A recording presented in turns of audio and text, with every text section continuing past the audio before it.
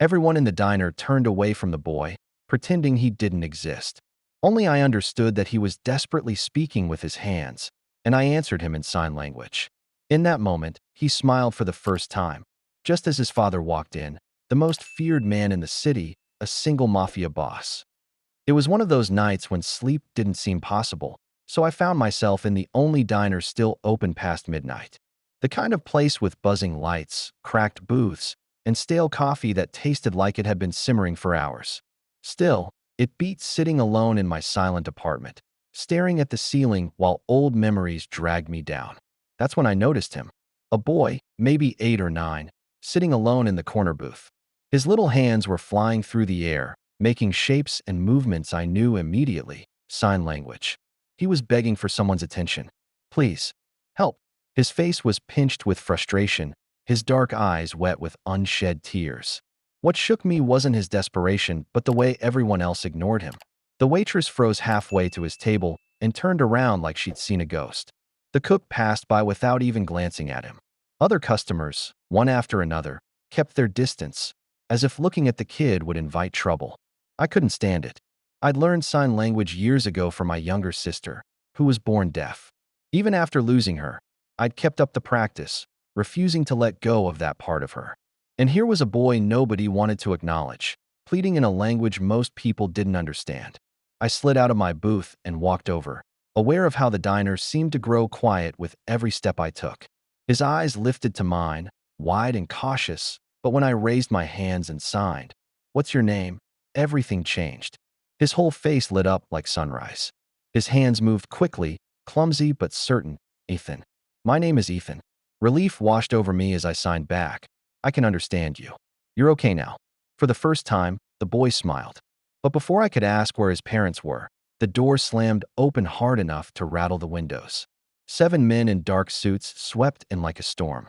6 of them moved into position immediately, their hands hovering near whatever they carried under their jackets. But it was the 7th man who made the room feel 10 degrees colder. Tall, broad-shouldered, black suit tailored to perfection. His hair was dark, swept back, his jawline sharp as stone. When his eyes landed on the boy, something raw flashed across his face. Relief, fear, maybe both. He crossed the room with the kind of presence that made every other living thing step aside. The kid's small hand clutched mine like a lifeline. And that's when it hit me. He wasn't just some forgotten boy in a diner. He was this man's son. The man knelt beside the boy, resting a big hand against his cheek. "There you are," he said, voice low and edged with an accent I couldn't quite place. Ethan's fingers moved quickly, telling him something only the two of them seemed to understand. Then the boy pointed at me, his face glowing like he'd found treasure. Whatever he signed made the man's steel-gray eyes shift from his son to me, locking on with a stare that froze me in place. "You," he said quietly, his voice carrying through the silent diner. "Who are you, and how do you know my son's language?" Every instinct told me to lie, but Ethan's hand was still gripping mine, trusting me. I swallowed hard and managed to say, "Grace Miller. I learned it from my sister." The man studied me, his gaze unreadable, then finally spoke. "I'm Dominic Cole, and you just stepped into my world." I didn't remember agreeing to go with them. Truth be told, there hadn't been much choice. Dominic Cole, because that's who he introduced himself as, didn't need to threaten me outright. One look from him and the quiet wall of men who moved like soldiers, and it was clear. My life had already changed the moment I sat down across from his son. The ride to his house felt longer than it probably was. Ethan leaned against his father's side in the SUV, still awake, still stealing little glances at me like I'd pulled off some magic trick by speaking his language. Dominic never said a word. He just sat there, his arm around the boy, his face carved into stone. The silence was worse than shouting. When the gates opened, I realized house was the wrong word. It was a fortress. A mansion sprawled across the property like something out of a Gothic painting. Limestone walls, bulletproof windows, cameras at every angle. Armed men patrolled the grounds like they were protecting the president. My chest tightened. What kind of life was this for a child? Inside, everything was colder than it was grand. Marble floors gleamed under the weight of a chandelier that probably cost more than my entire apartment building. Oil paintings lined the walls, ancestors maybe, or men who looked just as hard as Dominic himself. For all the wealth on display, it didn't feel like a home.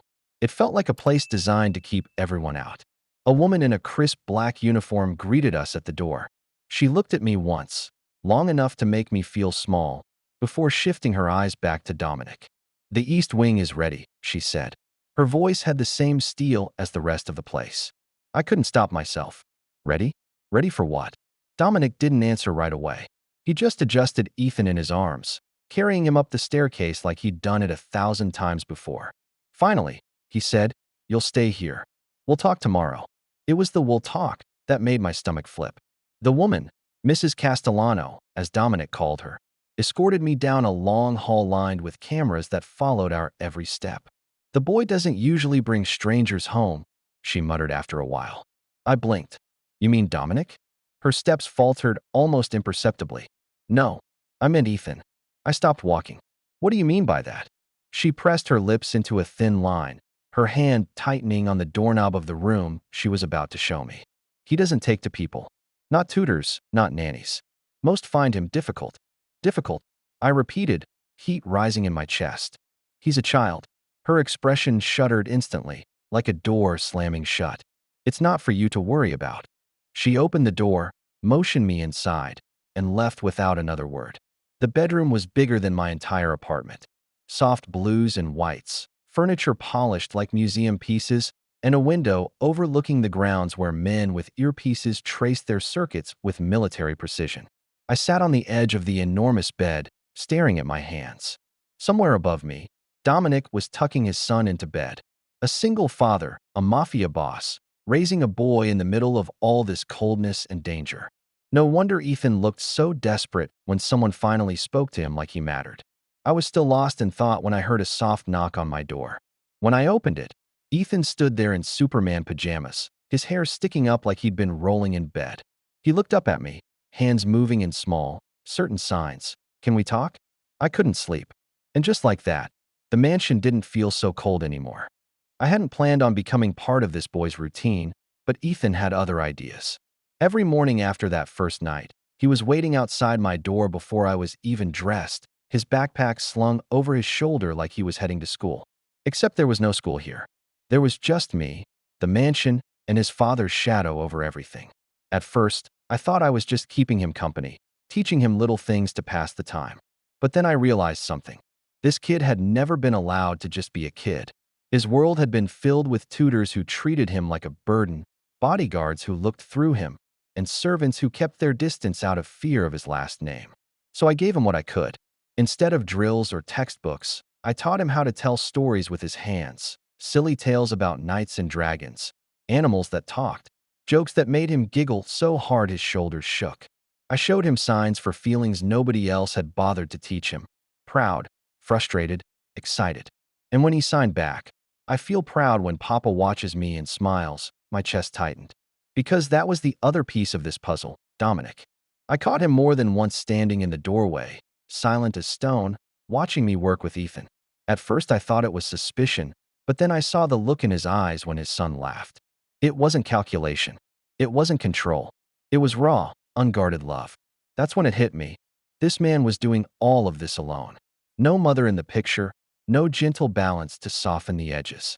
Just Dominic, a mafia boss who could order a room cleared with a whisper, trying to raise a boy in a world that feared him by default.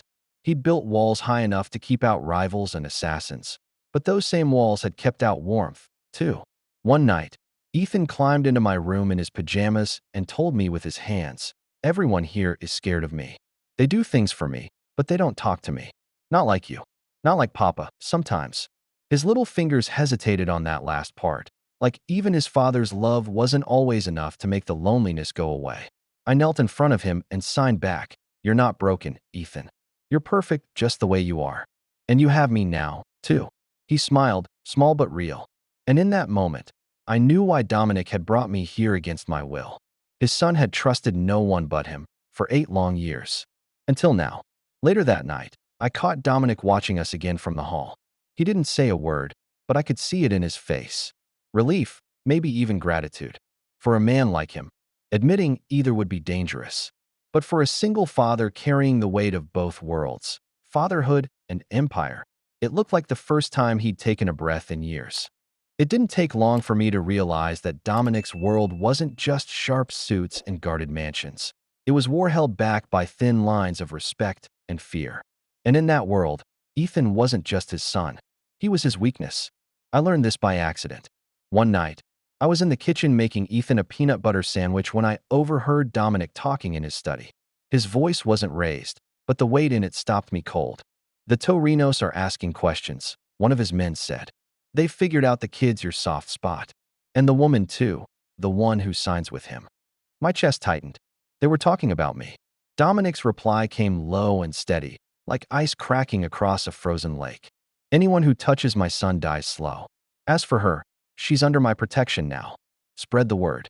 I pressed my back to the wall, heart hammering. In that moment, the truth hit me harder than any threat.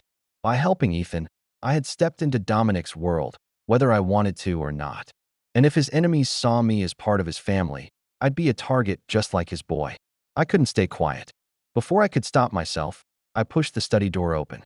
Dominic's men immediately moved, hands on weapons, but he raised a single finger and froze them in place. His gray eyes locked on me, sharp and unreadable. I said, my voice shaking. "I know Vincent Torino is after Ethan and me." The room went silent. Dominic didn't move, didn't even blink. Finally, he walked around the desk, closing the distance between us with the calm of a man who had nothing left to fear. "You should have stayed in your room," he said quietly. "Maybe," I admitted, "but I had to warn you that I know what's coming. If being here puts Ethan in danger, then maybe I should leave." No, his voice cut through the air like a blade. He was inches away now, and for the first time, I could see the cracks in that granite mask he wore. His hand shook just slightly when he reached for Ethan's photo on his desk. "You don't understand," he said. "I've raised him alone since the day he was born. I've built walls, made enemies disappear, burned bridges, all to keep him safe. But for 8 years, he trusted no one but me. Then you walked in, and for the first time in his life, he let someone else in. That doesn't happen twice." His voice softened, but it only made it more dangerous. "You're not leaving, Grace. If Vincent wants to play this game, he'll learn what it means to come after a Cole."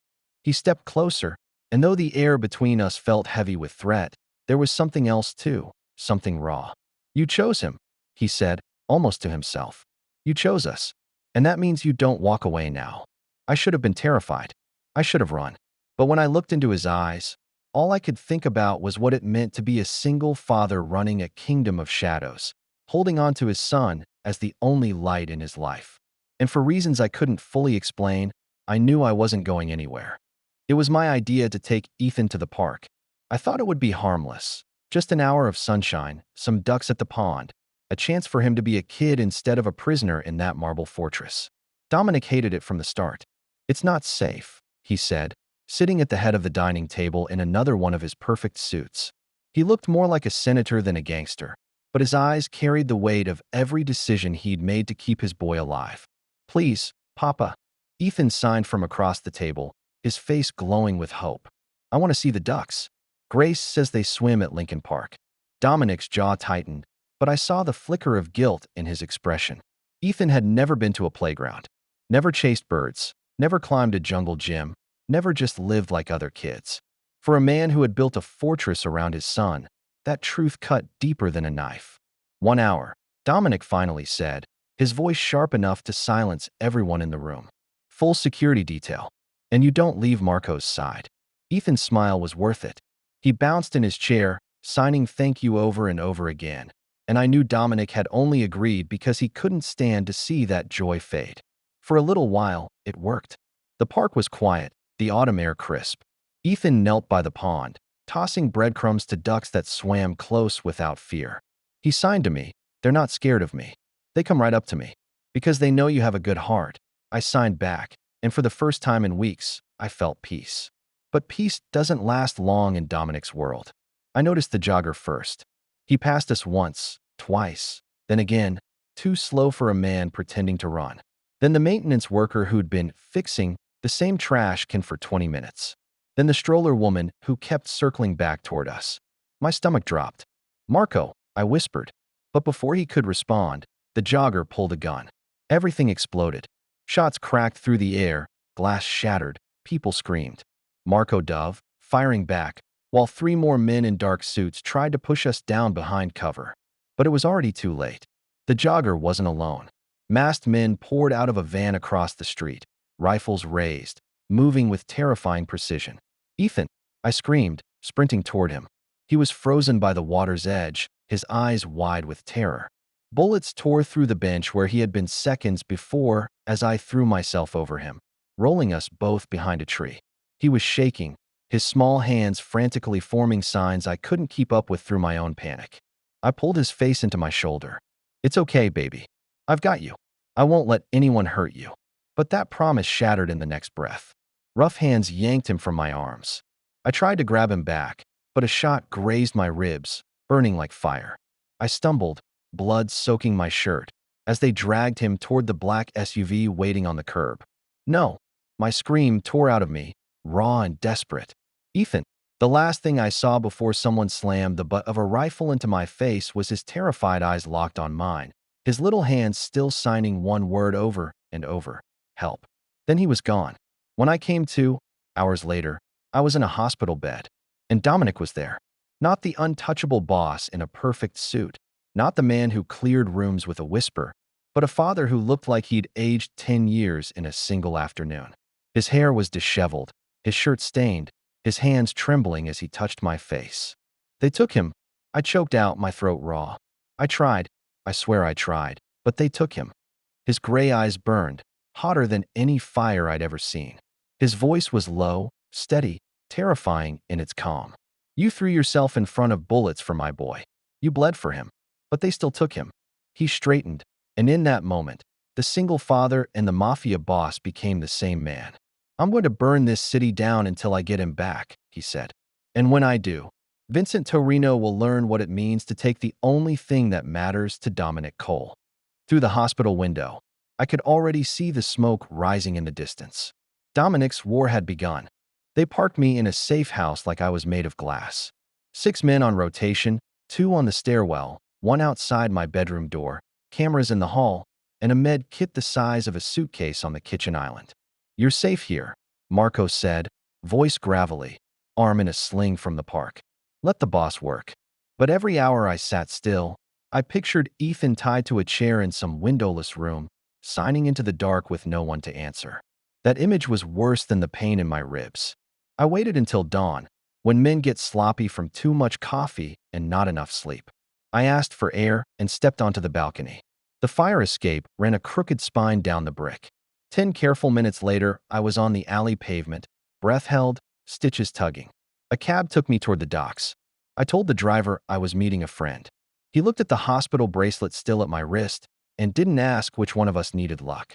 Warehouses lined the lakeshore like the backs of sleeping beasts, rusted doors, busted windows, weeds growing through concrete seams. I walked until the wind smelled like motor oil and old rope. That's where I saw it. Tire tracks too clean for a dead building, 3 cigarette butts clustered near a service door, the faint scuff of a boot that had turned back and forth, keeping watch. Inside was a maze of crates and long-dead machines. I moved slow, counting breaths and corners, my hand on cold steel rails as I climbed a grated stair. Voices bled through a vent. Men arguing about schedules, about who would call who, about a clock that was running out. I found a gap between stacked crates and looked through. Ethan sat on the floor with his wrists zip-tied, ankles looped to a pipe. A single bulb hung over him, making him look even smaller. His hands moved. Tiny, precise. "Grace? Papa?" I answered in the old signs Dominic had taught him when he was little. "Little Wolf." "I'm here." He didn't smile. He steadied. He signed back without looking up. 3 men. 2 guns. Keys on belt of the tall one. Scarface left. Comes back to check. The tall one paced. Another leaned on a table, thumb hooked near a pistol he hadn't earned. The third watched the window, eyes twitching with the rhythm of fear. I needed a distraction, something loud enough to tilt the room. There was an emergency panel by the door, the kind old buildings forget to maintain. I slipped down the stairs, stomach tight, smearing blood from my palm on the rail without meaning to. I found the breaker box and flipped the wrong thing on purpose. Lights stuttered. The building groaned. Somewhere a siren coughed awake like an angry dog. The man by the window swore and went to check the hall. I was 2 steps from the room when a boot heel clicked behind me. I turned and found the scar up close. Vincent Torino's face, older than rumor, meaner than his photographs. He didn't shout. He pressed a gun to my ribs and smiled like he'd been handed a gift he didn't deserve. "Well," he said softly, "the babysitter's got teeth." He pushed me into the room, gun never leaving bone. Ethan saw me and almost moved. I shook my head once and his hands stilled. Vincent dragged me center, facing the door. "We wait," he told his men. "And when Dominic comes, we make him choose which thing he loses first." Engines rumbled outside, more than one. The hairs on my arms rose with the vibration. Vincent's smile clipped at the edges. He shoved the barrel harder into my side and nodded to the men to take positions, to lock it down, to make ready. Ethan's eyes found mine. I signed one word against my thigh, tiny, hidden, run. And then the world started coming apart. The first sound was a crack from far off, thin and high, the kind that unthreads nerves before anyone knows why. The window man dropped with a surprised grunt, glass pebbles scattering across the concrete. Vincent hissed orders. Guns came up. The bulb above Ethan swung crazily on its wire. Then the front wall buckled, coughed dust, and split with a roar. They came in like a tide, black shapes through smoke, moving crisp and low, discipline chewing through panic. Muzzle flashes stitched bright lines in the fog. The room shrank to pulses. Breath in, grit in my teeth, Ethan's fingers clutching the air. Vincent jerked me against him, shield and trophy, trying to drag the stalemate into place. And then Dominic stepped through the smoke. Not the man in the suit who could clear a diner with a glance. This was the version the city talks about in a lower register. A dark plate carrier, sleeves shoved to his forearms, eyes like steel pulled from the forge. He didn't yell. He pointed his weapon once, a precise arc, and the second gunman lost his chance to be brave. "Vincent," Dominic said. "Quiet. Certain. I came for my son." "You came to die," Vincent spat, dragging me, angling his pistol toward the only leverage he believed in. His hand shook. Mine didn't. I drove my elbow into his ribs and kicked backward, hard, feeling something give. He swore, tightened, fired wild. The bulb exploded. The room went black and white with flashes. I hit the floor and rolled toward Ethan. Zip ties cut into my palms as I yanked at the plastic. He twisted his wrists the way Dominic taught him, making space for the blade I didn't have. "Look at me," I said, useless sound in thunder, and put my arms around him, covering his head as the air shredded. Dominic moved. I felt it more than saw it. The way a room changes when the person it revolves around decides the outcome. 2 of his men flanked right. 1 peeled left. The angles tightened. The shots got closer, calmer. Vincent fired toward the movement and clipped a crate. Splinters rained. He tried to run the length of the wall with me no longer in his grip, but men who train for this don't let exits stay exits. Silence came down hard. Only coughs and settling debris. Vincent crouched behind an overturned table, breath sawing, gun tracking shadows that didn't care about him anymore. Dominic stepped into the open with his weapon lowered, the kind of risk only a man takes when he knows which way all the lines run. "It's over," he said. "No heat. No boast. Stand up." Vincent popped up with the predictable scream of a man out of moves. Dominic's shot was one sound that ended a long, ugly sentence. And then he was running, past the table, through dust, knees hitting concrete next to us. His hands shook when they found Ethan's face. His voice broke when he said the boy's name. Ethan launched into him like gravity had been restored. Dominic touched my cheek next, thumb coming away with blood and dust, eyes searching me for holes I didn't know I had. "You could have died," he said, voice hoarse, like the words had been trapped under years of control. "So could he," I answered. "Not on my watch." He pulled us both in, gear hard against my ribs, heartbeats slamming through the vest. A father holding everything he had left like he finally believed it was still here. Around us, his men cleared rooms, called codes, stepped into hallways that smelled like cordite and fear. Someone cut Ethan free and pressed a blanket to his shoulders he didn't need. Outside, sirens sang a late song. We left through the hole they'd made in the world. Night air hit my face and tasted like lake wind and smoke. Dominic lifted Ethan into the SUV himself, and didn't let go of the boy's hand the entire ride home. The mansion learned how to breathe again. Guards still walked their patterns, cameras still watched, doors still sealed at a word, but underneath the routine, something softened. In the mornings, I'd find Ethan in the kitchen teaching a young guard how to sign thank you and good morning, his small hands patient, his grin real. In the afternoons, sunlight found corners the marble used to swallow. I healed slow. The grays along my ribs pulled when I laughed. The purple on my cheek faded from storm to shadow. Dominic pretended not to hover. He'd stand in the doorway during lessons, expression caught between pride and guilt, the look of a man who could stop a war faster than he could forgive himself for letting his kid see the world through glass. One evening we played charades with Ethan in the library, his rules, his judges, his victory no matter what card he pulled. When he got duck, he flapped so hard he fell over, and the guard laughed until he snorted and then tried to sign again. Dominic watched from the shelves, sweater instead of suit, the hard edges of his day shaved down by the sound of a child being allowed to be one. Later, when Ethan was in bed and the house had settled, Dominic found me by the window seat. He didn't bring wine or speeches. He brought honesty, which turned out to be heavier. For 8 years, he said, I gave him safety and silence. I taught him to live in a world I could control. You walked in and gave him something I never could, someone who looked him in the eye and heard him. He swallowed. You gave him a voice. I started to say it wasn't just me. He shook his head once. Stay, he said. Not as a tutor. Not because I owe you. Stay as family. Be his mother. Be mine. The words didn't come out like a threat or a deal. They came out like a man willing to carry a different kind of danger. Before I could answer, Ethan padded in barefoot, hair messy, pajamas wrinkled, face bright with a hope he hadn't been taught to measure. His hands moved fast. Are you getting married? Are we a real family? Mom? Dad? He looked between us, eyes wide and fearless. I knelt to his level and signed slow so he could hold each piece. If that's what you want, sweetheart, yes. My voice was gone by the end of it. Didn't matter. He didn't need sound to hear. Dominic's breath left him like a man surfacing. He wrapped us both up, and the library, the coldest room in the house the night I arrived, felt warm. We didn't pretend it would be easy. Enemies remember. Power costs. But there, in a room that finally held laughter without flinching, a single father put down a weapon long enough to pick up something harder to carry.